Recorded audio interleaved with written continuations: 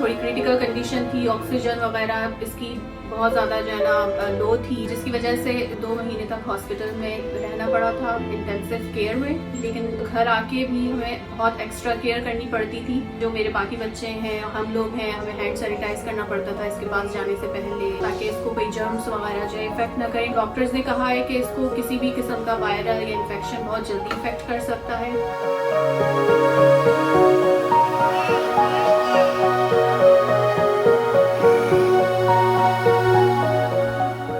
Visit दिए थे वो हमने अभी डिले कर दिए हैं। इसका ECI इवैल्यूएशन थी जिसमें इसको स्पीच थेरेपी या ग्रोथ की वजह से हमें जाना था, और अभी कोविड की वजह से क्योंकि सब चीज़ें बंद हैं वो हम नहीं जा सके।